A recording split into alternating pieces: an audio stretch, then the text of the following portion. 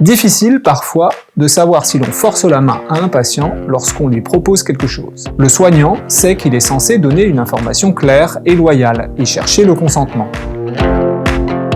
Quand bien même il saurait que son patient a compris la situation, le médecin ne pourrait exclure qu'il l'a manipulé, par la culpabilité ou par la peur. Les soignants sont tentés soit de se dédouaner en demandant au patient de décider ce qu'il ne comprend pas, soit de le manipuler pour obtenir son consentement apparent. Comment éviter ces écueils ? Toute la difficulté consiste apparemment à distinguer les actions de plein gré et les actions à contre-gré. Si le patient connaît sa situation, que sa préférence est claire et que rien ne le force, il agit de son plein gré. Mais si quelque chose le force à agir dans le sens opposé à sa préférence, il agit contre son gré. Ce sont des situations simples à comprendre et simples à éviter, mais rares. Les difficultés commencent quand le patient ne connaît pas bien sa situation. Par exemple, il semble ne pas vouloir savoir à quel point elle est sérieuse. Ou encore, il n'a pas de préférence claire.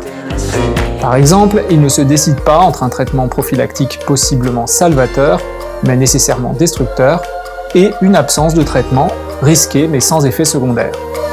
Vous devrez souvent, que vous le vouliez ou non, trancher pour le patient, non pas contre son gré, mais sans avoir obtenu son agrément. Bonne chance! En principe, il faudrait s'assurer qu'un patient sait tout et décide sans pression.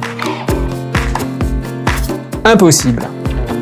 Il faudrait en effet non seulement s'assurer qu'il soit juridiquement capable, mais aussi qu'il connaisse toutes les conséquences de sa décision, qu'il ne prenne pas l'objet de l'action pour un autre, ou encore qu'il ne se méprenne pas sur son résultat, sur le moyen, ou encore sur la manière de s'y prendre. Ce qu'il suffit d'éviter, c'est le regret que le patient pourrait avoir une fois l'action accomplie.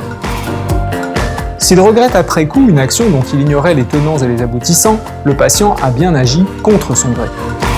Mais s'il ne la regrette pas, il n'a certes pas agi de son plein gré, mais il n'a pas agi non plus contre son gré. C'est donc le regret possible du patient qu'il faut savoir pressentir. Cette recette simple permet d'éviter la paralysie de l'action induite par la recherche systématique du consentement. Mais pour savoir comment éviter les regrets, il faut beaucoup d'intelligence pratique.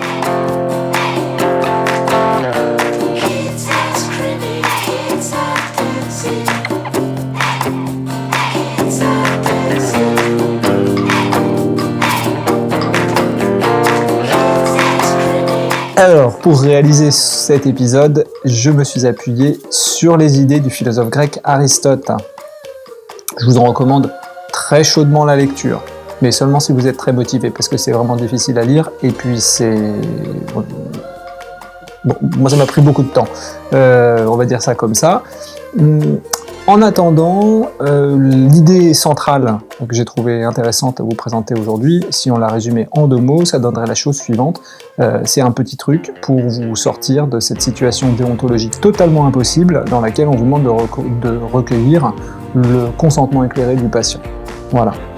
La prochaine fois, on va parler de l'addiction et je vais essayer de vous montrer pourquoi l'addiction n'est pas nécessairement un comportement irrationnel. D'ici là, portez-vous bien.